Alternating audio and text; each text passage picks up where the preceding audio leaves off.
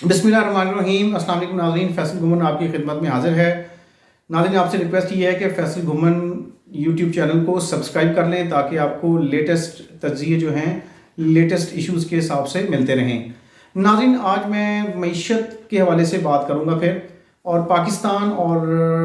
जो है इंडिया की मईशत के कुछ इंडिकेटर्स का कंपैरिजन, और फिर जो है सियासत की जो हलचल है, दोनों मुल्कों में इलेक्शन होने जा रहे हैं, उस हवाले से थोड़ी सी बात करेंगे। नाज़रीन, आज मैं देख रहा था कि एक रिपोर्ट जारी हुई है रिज़र्व बैंक ऑफ इंडिया की तरफ से, जैसे हमारा स्टेट बैंक ऑफ पाकिस्तान है, कि उनके जो हैं जो फॉरेन एक्सचेंज रिजर्व्स हैं, ज़र मुबादला के जो ज़खायर हैं, वो हैरानकुन तौर पे 615 अरब डॉलर पे पहुंच गए। ये मिड ऑफ दिसंबर की मैं बात कर रहा हूँ। 615 अरब डॉलर जो कि कॉन्टीन्यूसली 5 हफ्तों से बढ़ रहे हैं। इसी तरह अगर हम इंडिया की ही बात करें तो इंडिया में जो गैर मुल्की सरमायाकारी है, फॉरेन डायरेक्ट इन्वेस्टमेंट, जैसे मैंने अपने पिछले व्लॉग में एफडीआई के ऊपर बात की थी, फॉरेन डायरेक्ट इन्वेस्टमेंट के पाकिस्तान में 656 मिलियन डॉलर जो हैं उसकी सरमायाकारी हुई, और पाकिस्तान में इस माली साल में 5 महीनों में जो है 656 मिलियन डॉलर की सरमायाकारी हुई, जो कि 8% इजाफे के साथ हुई। लेकिन इंडिया की मैं आपको मिसाल दूं, आप you will be surprise to hear कि एक साल, पूरा माली साल जो 2020-21 है, उसमें इंडिया में 85 अरब डॉलर की जो है फॉरेन डायरेक्ट इन्वेस्टमेंट हुई है, सिर्फ एक साल की मैं बात कर रहा हूँ। और हमारे इंडिकेटर्स आपके सामने हैं। अब इंडिया में आप ये देखें कि जो है इंडिया की जो मईशत है वो पोस्ट कोविड सिनेरियो के अंदर भी जो है वो डिलीवर कर रही है, और उनके सारे जो इंडिकेटर्स हैं इकोनॉमिक ग्रोथ से लेके हर इंडिकेटर जो है वो ऊपर जा रहा है, और 6.3 या 4 पे उनकी जो है इकोनॉमिक ग्रोथ फोरकास्ट है आईएमएफ की तरफ से। ये 2 महीने पहले की बात है, और हम 2.5 में इस वक्त स्टैंड कर रहे हैं,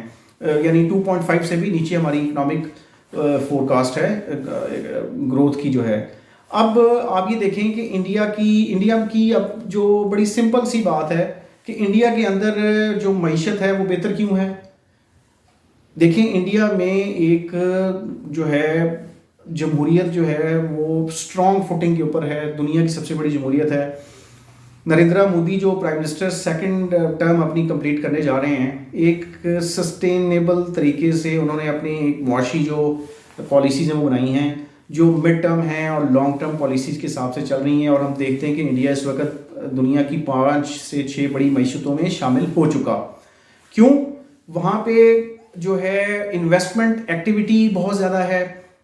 उसके बाद कंज्यूमर्स की जो मार्केट है, जो पूरी दुनिया फोकस करके बैठी है, कंज्यूमर मार्केट उन्होंने अपनी इन्हेंस की है, फॉरेन डायरेक्ट इन्वेस्टमेंट इन्हेंस की है, मिडिल क्लास को उन्होंने अपनी स्ट्रेंथन किया है। लेकिन हम अगर पाकिस्तान में देखें तो हम हर चीज़ में जो है वो लास्ट पे बैठे हैं। हमारे फॉरेन एक्सचेंज रिजर्व जो हैं वो माशाल्लाह से 12 अरब डॉलर पे हैं, और इसी 15 दिसंबर में जिसमें हमने इंडिया की बात की है, पाकिस्तान जो है, पाकिस्तान के जो स्टेट बैंक के जो रिजर्व्स हैं वो 7 अरब डॉलर से भी नीचे आ गए हैं। अब आप यहाँ से अंदाज़ा लगाएं कि हमारे जो ज़र मुबादला के ज़खायर हैं, जिसमें हम ये कहते हैं कि हमने बाहर की पेमेंट्स करनी है, इंपोर्ट एक्सपोर्ट के हवाले से जो बैलेंस है उसको भी हमने मेंटेन करना है, अपनी करेंसी के हवाले से भी हमने देखना है कि स्टेट बैंक क्या पॉलिसीज़ जो है उसको अडॉप्ट कर रहा है। और एक इंडिया में आप देखते हैं कि जो है वहाँ भी इलेक्शन आ रहा है अगले साल, और मोदी जो है वो तीसरी टर्म के लिए जो है वो कॉन्टेस्ट करेंगे, और अपने भरपूर इकोनॉमिक इंडिकेटर्स के साथ कि हम देखते हैं कि इंडिया की मईशत जो है वो कितनी स्ट्रॉन्ग फुटिंग पे जा रही है। अच्छा, और हम इधर हमारी तरफ भी अब इलेक्शंस हैं, उनके इलेक्शंस थोड़े से बाद में होंगे, हमारे इलेक्शंस जो हैं वो फरवरी में आ गए हैं, और हमारी जो मुआशी जो पॉलिसीज़ हैं उसके अंदर कोई आपको रब्त नज़र नहीं आता, आपको कोई सिमेट्री नज़र नहीं आती, आपको कोई इकोनॉमिक प्लान ऐसा नज़र नहीं आता पाकिस्तान में। जो 1.5 साल जो गवर्नमेंट पीछे रही है पीडीएम की, जिसमें लीडिंग रोल मुस्लिम लीग नून का था, कोई आपको उसमें ऐसी पॉलिसीज़, इकोनॉमिक पॉलिसीज़ नज़र नहीं आती जो कि जो है लॉन्ग टर्म फुटिंग पे चले और जो है कंज्यूमर मार्केट्स भी आपकी बेहतर हो, पाकिस्तान में इन्वेस्टमेंट का कल्चर भी बेहतर हो, फॉरेन डायरेक्ट इन्वेस्टमेंट भी आई हो, उसके बाद जो है इकोनॉमिक प्रॉस्पेरिटी आई हो, इन्फ्लेशन को कंट्रोल करने के लिए जो है कोई पॉलिसीज़ आई हों, वक्ती पॉलिसीज़ लाई गई। जो वक्ती पॉलिसीज़ होती हैं उसका कोई फ़ायदा नहीं होता आवाम को, माजरत के साथ। और अब जो इंटरिम गवर्नमेंट है, इस इंटरिम गवर्नमेंट के अंदर भी आप देख लें कि बस वक्ती एक रिलीफ जो है वो मिल जाता है लोगों को, लेकिन लॉन्ग टर्म पॉलिसीज़ का फुकदान है। मैं पहले भी अपने व्लॉग में कह चुका हूँ कि अगर हमारे पास वो इकोनॉमिक मैनेजर्स नहीं हैं, मौशी जो एक्सपर्ट्स नहीं हैं जो पॉलिसीज़ बना सकें, तो फिर आप जो है इंडिया जैसे मुल्क, चाइना जैसे मुल्क से ही सीख लें, मलेशिया से सीख लें, बांग्लादेश से सीख लें, इन मुल्कों से कि वहाँ पे वो मौशी मॉडल क्या हैं और उनको फिर कमिटमेंट के साथ पूरा करें। अब हमारे यहाँ तो मसला ये है कि हमारी तो एक भी जमहूरी गवर्नमेंट जो है वो पूरा टाइम नहीं निकालती, तो पॉलिसीज़ जो हैं वो पिछली गवर्नमेंट की पॉलिसीज़ अगली गवर्नमेंट जो है वो उड़ा के परे फेंकती है। तो यही हम देखते आ रहे हैं सन 2008 से ऑनवर्ड। इन हाउस चेंज आती है, कोई ना कोई इशू बनता है तो उसी पार्टी का अगला प्राइम मिनिस्टर आ जाता है, या फिर अगली गवर्नमेंट आती है तो वो पिछली गवर्नमेंट की पॉलिसीज़ को जो है उस तरह टो नहीं करती जो कि टो करनी चाहिए। अब बात यह है कि मैं हैरान हूँ कि हम इस वक्त हवा में हैं, पाकिस्तान की मईशत टोटल हवा में है। कुछ इंडिकेटर्स आपके पॉजिटिव हो जाते हैं, जैसे फॉरेन डायरेक्ट इन्वेस्टमेंट बेहतर हुई है, कुछ आपकी जो है डॉलर की जो रेट है वो थोड़ा मुस्तकम हुआ है, लेकिन ख़तरा यही है कि आने वाले अगले साल में फिर से हालात आउट ऑफ कंट्रोल हो जाएंगे। अब इलेक्शन में ये पार्टियां उतर रही हैं और किसी ने कोई इकोनॉमिक विजन अभी तक नहीं दिया, सिर्फ यही कहा है जी कि हम बेरोज़गारी को ख़त्म करेंगे,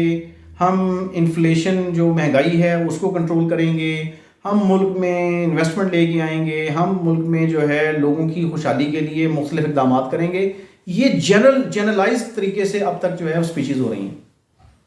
देख रहे हैं कि पॉलिटिकल पार्टीज़ अपनी कैंपेन्स कर रही हैं, पीपल्स पार्टी कर रही है, PMLN कर रही है, PTI भी जो है वो एक लिमिटेड जो है माहौल पे कर रही है, बाकी पार्टियां भी कर रही हैं, लेकिन दावे बड़े हैं, हम मुल्क की फेट को बदल देंगे, हम जो है सियासत के अंदर जो है बुर्दबारी लेके आएंगे। अब हम देखते हैं नवाज शरीफ साहब जो हैं वो अपने रोने रो रहे हैं, जितनी भी मीटिंग्स हो रही हैं जी कि मुझे क्यों निकाला, मुझे क्यों निकाला,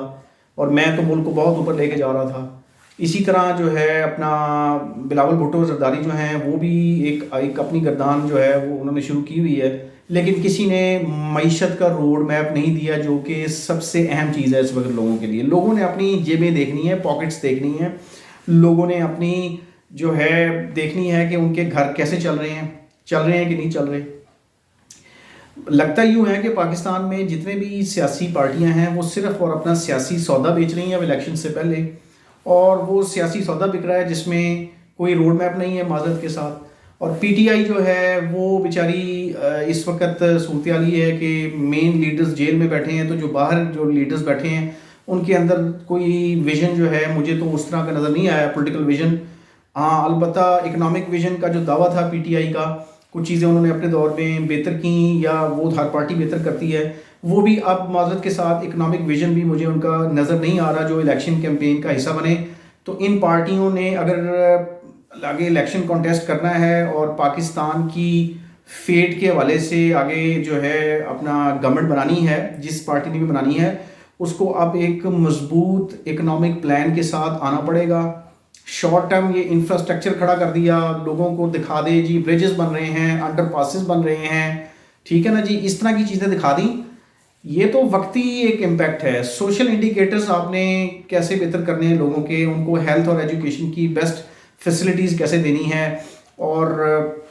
लोगों की जो इस वक्त इन्फ्लेशन का एक बहुत बड़ा चैलेंज है उसको आपने कैसे कवर करना है। हमारे पास मुल्क में आप देख लें कि स्टेट बैंक के पास क्या है, हार्डली 12 अरब डॉलर है सारे बैंक्स के पास मिला के, तो हम जो है वो पेमेंट्स ही कर रहे हैं, अपना जो है इंटरेस्ट पे करते हैं, फिर हम डेट जो हमारे ऊपर है हम उसको पे कर रहे हैं, लेकिन हमारे पास इस वक्त कुछ नहीं है लिटरली। अगर देखा जाए बड़ी मुश्किल से हम अपने एक्सपेंसेस पूरे कर रहे हैं पाकिस्तान के।